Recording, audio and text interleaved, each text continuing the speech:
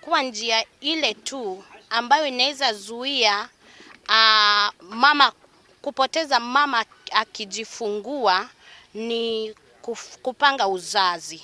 Yale madhara ambayo yanatokana na kupata mimba za kukaribiana sana yanaweza tu kapunguzwa kama wamama watapanga uzazi, wapatie mwili wao nafasi kurikava baada ya kujifungua.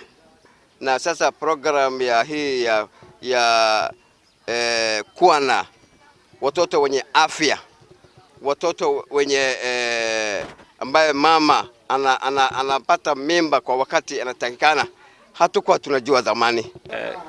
Children perform well in schools because immunity and health is good through child spacing and also breastfeeding.